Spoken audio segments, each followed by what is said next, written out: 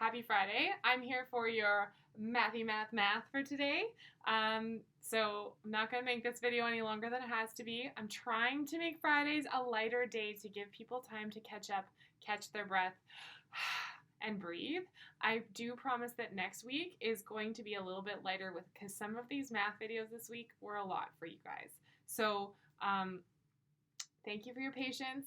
You're doing a great job. Please keep sending me those sheets and telling me how it's going. I'm liking seeing that. I will make changes based on your suggestions, but for now, let's do some math. All right, grade 5, let's start with this math.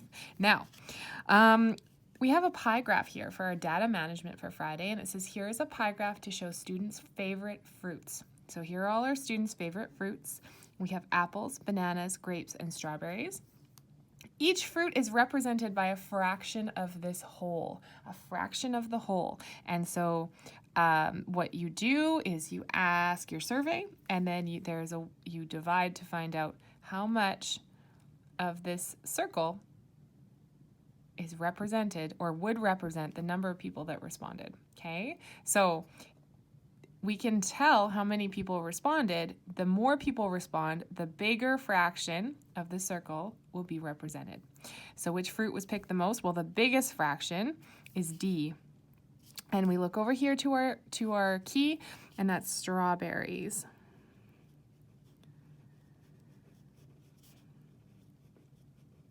Okay. Now my next one, which fruit was picked the least? So I look for the smallest fraction of this pie. And the smallest fraction of the pie is B. I go over to my key and I say bananas, which is bananas to me because bananas are awesome. Okay, and then I go, which two fruits were picked about the same? So we're going to look in which two fruits look about the same. Well, A and C, while they're not exactly the same, they're pretty close. So let's go A and C. So A is apples and C is grapes. So we write apples and grapes. Now we're not going to write A and C because it's not asking which letter, it's asking which fruit, right? Okay, so that was pretty simple. Just know that these pie graphs are a way to represent data kind of like a bar chart, but a little bit different. And it is just the bigger the fraction, the bigger the portion of people surveyed that picked that option. Okay, now brain stretch. Now in the grade 4 brain stretch for money, last time I made a mistake. So I'm going to be careful with my counting this time. I don't even know how I made the mistake. I went back and I was like, I don't even know how I missed that. Anyway, it happens sometimes when you are filming videos and responding to questions and doing all the things at once. So I'm going to slow down and focus on this with you, and we will count it together. So with money, usually I count my biggest denominations first, and then I keep counting until I get to the total at the end. So I'm going to start with my bills, move up to my coins. I'll start with my biggest coins and then slowly work towards my total. So I'm just going to write on here, this is 25 because it's not super clear on my printout. This is 10 and this is 5. This is $1. This is $1 and this is $2. 25 cents, 25 cents, 10 cents, 5 cents. So I'm going to start with my bills. And when I count money, I would count in my head. So I'd go 20, 40, 42, 43, 44, 25 and 25, $44.50. Then 60 cents, 65 cents. So I have $44.65. Now, if that was like, what? I'm going to go through slowly and I'm going to explain what I'm doing. And it's fast the more you practice. I used to work in a store where I had to run the till and deal with money, so that is why I can do it fast. Maybe you have practice with money too. So I've got $20 and $20, so my bills are $40. Okay, so you can write that there. And then I'm going to count my coins together, my dollar coins together. I have $2, $3, $4. So I will line that up, make sure it lines up. You don't want to put your $4 over there because then you might think you have $40. And you don't want to think you have more money than you do or less than money than you do. You want to know how much you have. So then I have 25 cents and 25 cents, which is 50 cents. So it's 0.50 for 50 cents. And then I have 10 cents and 5 cents, and that's 15 cents. I put 0.15 for 15 cents. Now I add them all up. So 0 plus 0 plus 0 plus 5. 0 plus 0 plus 5 plus 1. So I have 65 cents. Okay. And that's what I got in my total before. And now I add up my dollars. I have $0 or $4, so it's $4. And then I add up my groups of $10, and I have 4. So I have $44.65. Now I'm going to move to the whiteboard view for this next part. 779 times 32. We're going to do this by breaking it into partial products. Use Grandma and Grandpa's way, and I will model how to do box window on the next one, so don't worry. For this one, I'm just doing partial products, okay? So you can use whatever strategy works for you. Remember that I model partial products because it is the most easy to understand for the most people, okay? And it's something that kind of helps you get to a place where this isn't going to feel like so much work to you. So 2 times 9 is 18. Okay. 2 times 70. 2 times 70. So again, we're going 2 times 9. I'm going to switch colors so you can see what I'm doing. We're doing 2 times 9, 2 times 70. So 2 times 70, put that 0 there and do 2 times 7. 2 times 7 is 14. Now we're going to go 2 times 700. So put 2 zeros. 2 times 700 is 1,400. So now we've done all of our multiplying by 2. We're going to now work on multiplying by 30, okay? And then we're going to add them all up at the end. So let me just make this go down a bit so you can see. Okay, now I am going to move my computer a bit closer because you don't need to see me, but you do need to see the math. So let's focus on the math and not the teacher because I am not what is important here. Okay, now 30 times 9. So I'm doing 30. You hear that? 30. So I'm going to put the 0 there because I'm multiplying in tens. So 30 times 9, put the 0. 3 times 9 is 27. Now I am going to do 30 times 70. 30 and 70. Since we're multiplying 2 tens, put your 2 zeros there. 3 times 7 is 21. So 2,100.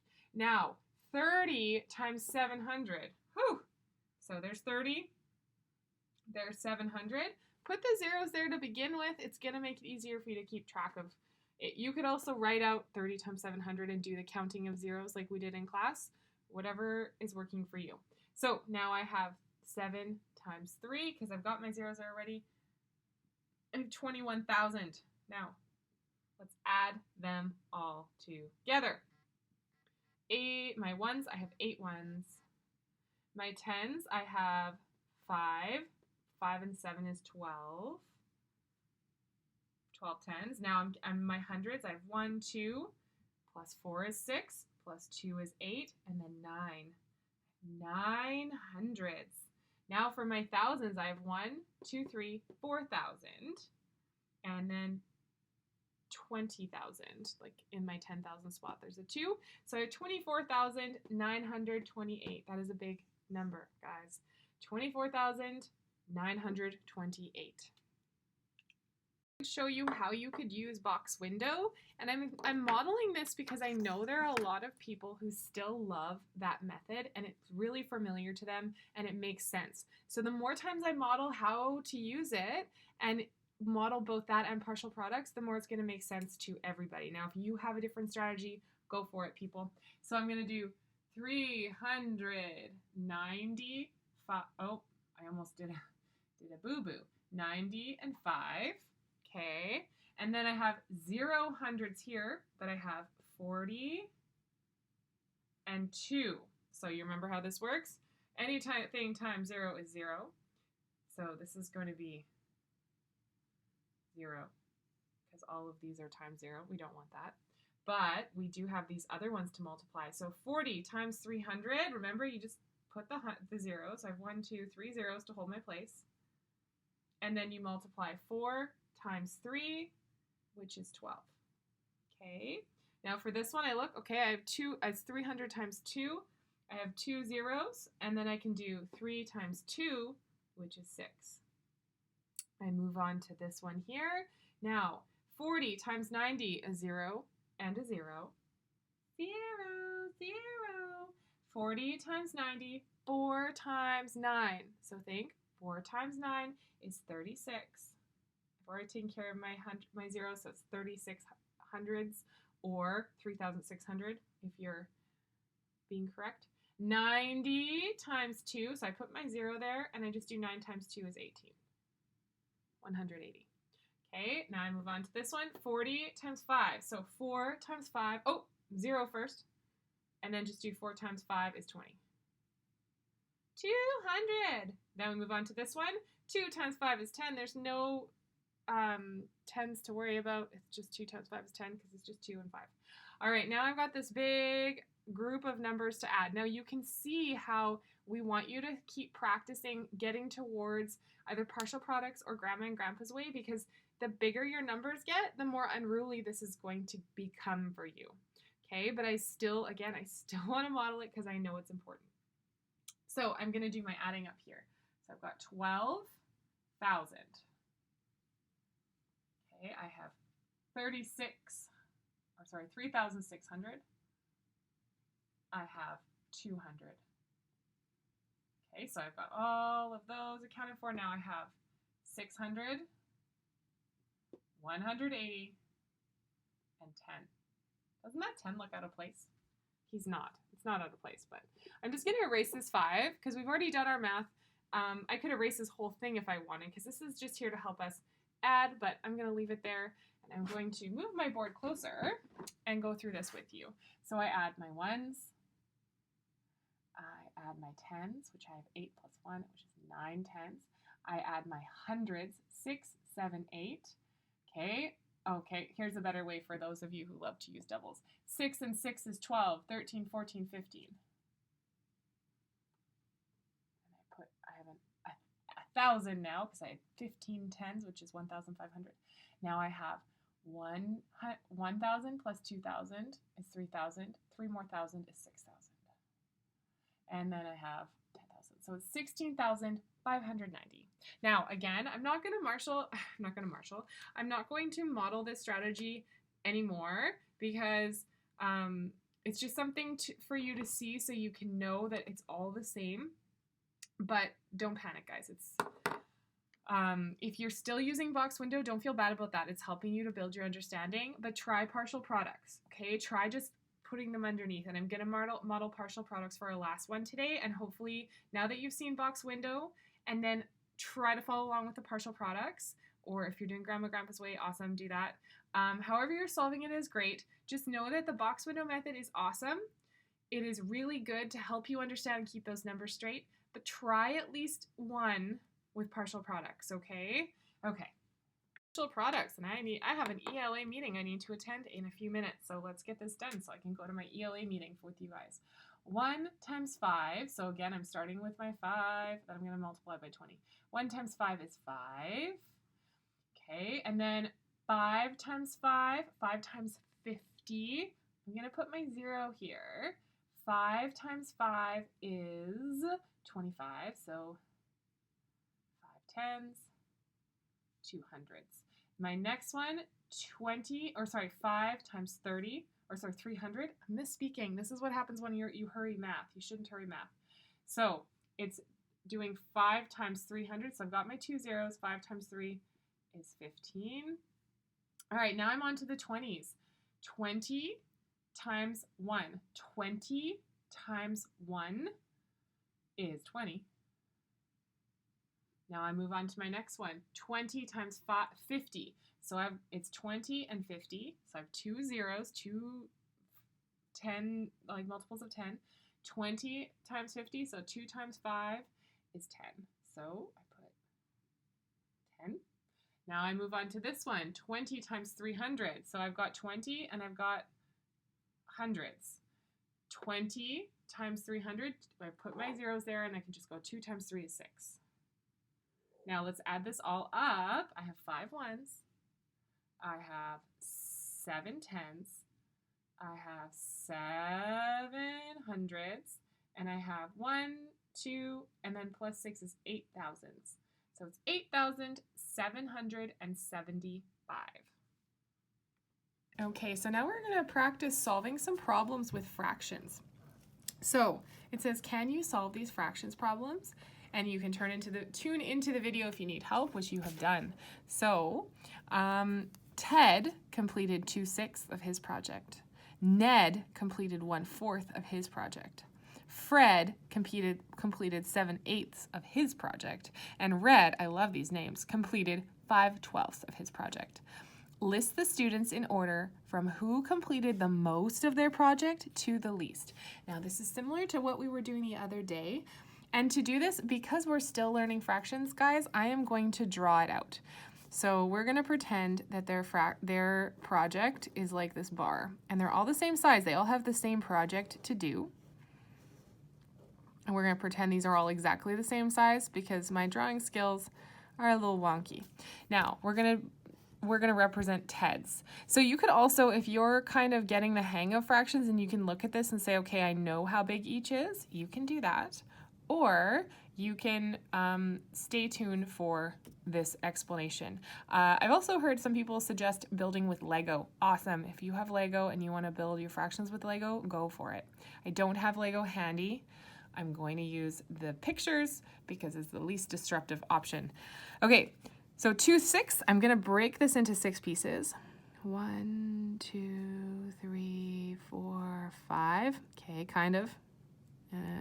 Mrs. Oakes, this is confusing. You now have 7 pieces. That is not helpful. 1, 2, 3, 4, 5, 6. Okay, so just let me cross this piece out here. This is not a piece. This was me trying to make that piece bigger, but it's not a piece. Okay, so I am going to use my bright blue to color in the pieces so you can really see. So he has 2/6, so that's about 1, 2, 6. Okay, and my fractions aren't exact, but 2/6 is about 1/3. It's about the same as 1/3, and that's about what I've colored in here. Now, my next fraction, 1/4, 1/4. This is what a quarter looks like, and he's done 1/4 of his fraction. Okay. Oh, I'm just going to go over why this is 2/6 is 1/3. If you have 6 pieces, you could also group them into 3 pieces, right? Because 6 and 3, 6 is double 3.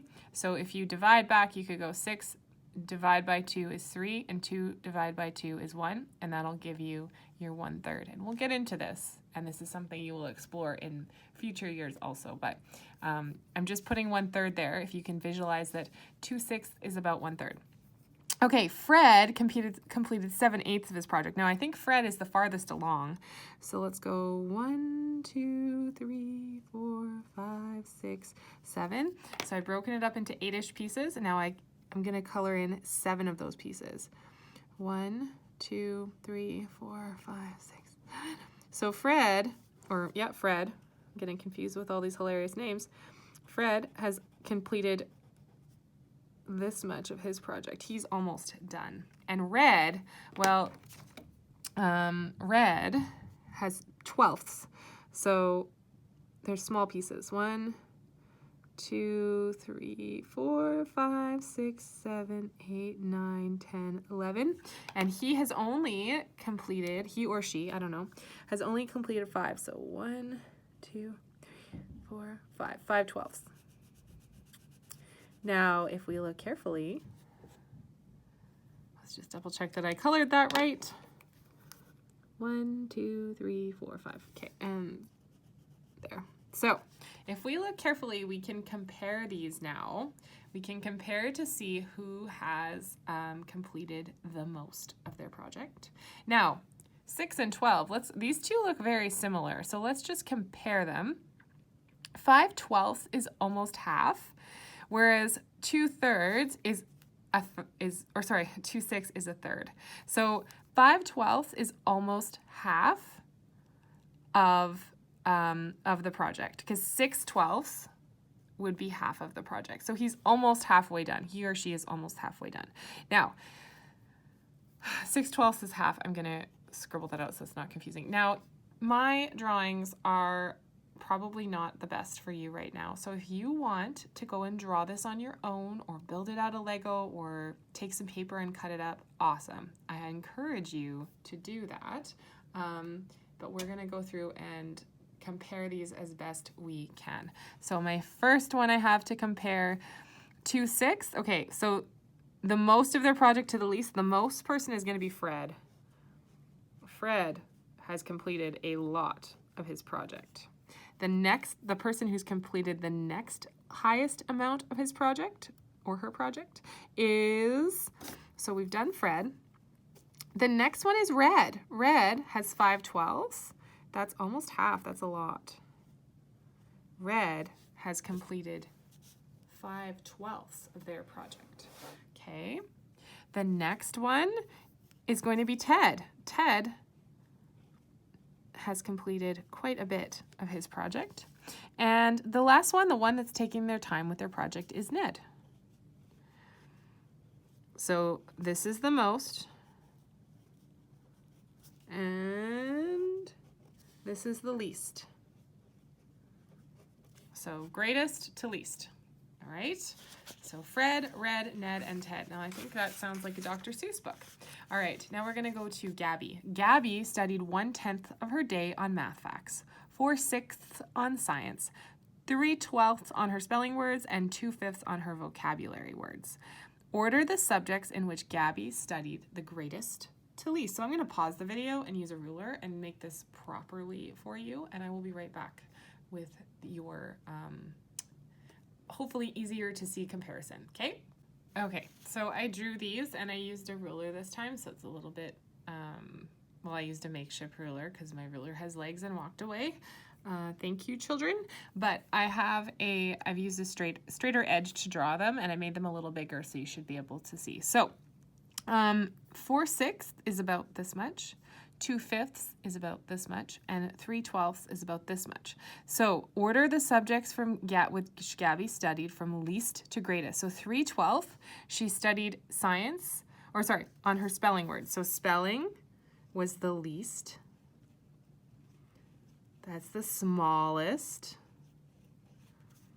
Okay, least to greatest.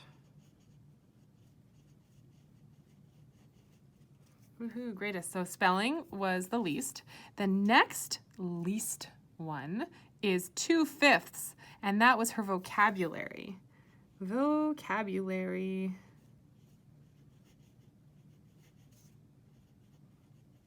And that just means understanding what words mean. And the greatest amount of time, she spent 4/6 of her day on science. All right. Science was the greatest amount of time. Okay, so I hope that those weren't too confusing with my pictures. I am going to try and find some fraction bars to print out next time. Now that I've already done the video, I see that I might give you guys fraction bars on your worksheet next time. The reason that I drew them is because I didn't give you fraction bars to work with, so I wanted you to be working from a drawing because that is what you would have at home. Okay, so next time I will look at putting fraction bars right on those worksheets, and I have the technology to do that, so you just help me learn a lesson. We're going to move on to same numerator, different denominator. So we are doing 5e. Let's compare fractions that have the same numerator but a different denominator. So the number on top is the same, but the number on the bottom is different. Okay, and I think we've done a little bit of this. But I know I had some people come back saying that they were confused by it, so now I am adding it to our work this week because I think it's something we need to keep practicing. So let's compare the fractions that have the same numerator but a different denominator. So the number on top is the same, the number on the bottom is different. So for these two, we have one piece and one piece, but one of those pieces is a third and one of those is a fifth. So visualize a fraction bar in your head, right? Or a pie or something. And it says, make a prediction. Which do you think is greater? Which is bigger, 1/3 or 1/5? Okay, so I'm going to say that, think about, and here's my terrible drawing again, I'm sorry guys.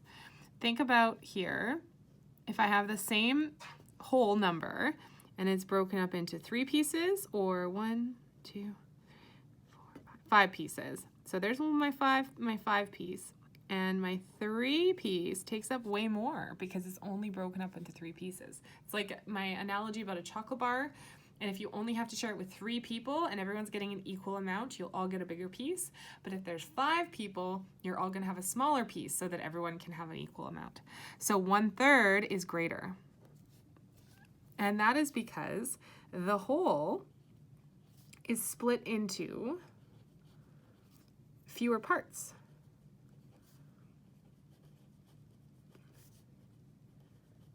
I'm going to say pieces because I'm going to go with my chocolate analogy. Fewer pieces. Each piece can be bigger, or is bigger.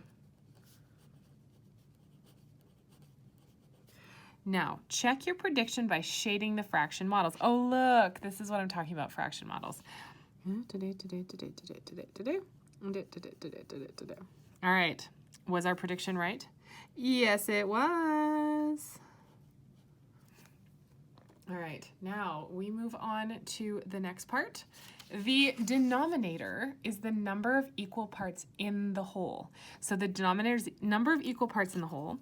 When there are more parts, each part is smaller. So just like I said with the chocolate. For example, 1/5 is smaller than 1/3. This is because when a whole is divided into fifths, each part is smaller than when a whole is divided into thirds. And it says, read the explanation above one more time, very slowly. Do you understand it? So pause the video and do that. If not, ask your teacher to explain it to you. So if you need me to explain it again, rewind back to the part where I talk about chocolate and really think about, say your family has 5 people and 2 people are out. They're gone, right? They've gone out for the day. They're riding their bikes around town, and your parent says, ooh, I have a chocolate bar. Do you want to split it equally? And there's 3 people in the house, so you can break that chocolate bar into 3 equal pieces. Okay, you will get a bigger piece because there's only 3 people to share it with. Now imagine that same situation, but your parent says, let's wait until your siblings get home, or whoever it is out is home, and now we're going to break it into 5 parts. Everyone's still going to get an equal piece of the chocolate, but the chocolate they're going to get is a slightly smaller piece. Okay? Now, we're going to circle the fraction that is greater. Now, we don't need to draw these out because the numerator is the same. Okay? The fractions that we worked on the last page were a little bit more confusing because neither your numerator nor your denominator were the same. They were all mixed up. So what we're going to do here is we know we don't have to draw them because we know the one that is split into more pieces is going to be smaller, and the one that is split with a denominator, right, that tells you how many pieces it's split into, is going to be the greater fraction. So 2/8 or 2/6. So 2/6 is going to be greater because it's only split in, it's 2 pieces split into 6 parts, of a whole split into 6 parts versus that chocolate bar that's split into 8 parts. My next one, 1/2 and 1/6. 1/2 and 1/6. So I'm looking, a half is a whole split into 2 pieces, and a 1/6 is a whole split into 6 pieces. The greater is going to be the one with 2 pieces. Okay, I'm going to do 2 more, and then the last 2, I'm going to do 1 more, and the last 2 are you. So we're looking here, and we know that these numerators are the same. The top number is the same, guys. So then I look, all right, which one would be greater? Well, 1/12 and 1/3. Again, think about the fewer number of pieces something is split into, the bigger each piece is going to be. It's 1/3. Now for these two, I want you to compare which one is going to be bigger, which one is going to be greater, the piece split into 9, the pieces of something split into 9, or the pieces of something split into 4. Now, for our purposes, these are always the same size to begin with. Okay, so you're always starting with the same size chocolate bar, breaking it into 9 parts or breaking it into 4 parts, breaking it into 6 parts or breaking it into 7 parts. Which one is going to be bigger? So try that. I'm curious to see how you do with that. Okay, if you don't know, if you're like, just put need more of this, please, Mrs. Oakes. Put a note here and do your best. Okay. Now we're going to try and explain why 1/2 is greater than 1/4, and that is because 1/2 is one of 2 pieces.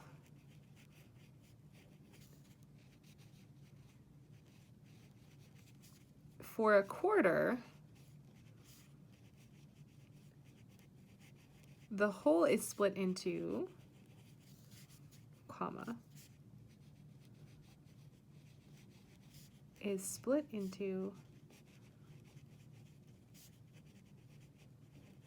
more pieces. Each is smaller. Each will be smaller. So let's draw a picture. Sorry guys, another one of my pictures. They're so awesome. So I'm gonna try and make these the same size. So this is 1/2, and this is 1/4. And then so you can see that same bar split into different size pieces. The one with fewer pieces, each piece is gonna be that little bit bigger. So it says, suppose you are very hungry. Okay. Would you rather have 1/8 of a pizza or 1/5 of a pizza? Why? Now guys, I'm gonna ask you to do this one. Think about it, you're hungry. Draw your pizzas, okay? If you wanna draw square pizzas because circles are hard to break into fractions. Maybe you wanna have, and I mean, I've made rectangle pizzas before, so you have 2 rectangle pizzas. Sure, break it into 8ths, break it into 5ths. Which one, if you're really hungry and just pretend you really like pizza, which one would you choose? Okay, so I want you to do this part and send it to me. If you don't know what to do and this is really confusing, I need to know it. And I don't know that if I give you the answers to absolutely everything on the sheet. So this is something that I'd like you to do. Let me know how it goes and send it back to me, okay? Just snap a picture of your paper and send it my way on Teams or Class Dojo. I really appreciate it, guys. All right, you did it. You're done for the whole week. Next week, you have 2 English days, which means 2 days of math. Let me know how math is going for you and how you're feeling about it, okay? Have a great day, everybody. I will see you next week for more math.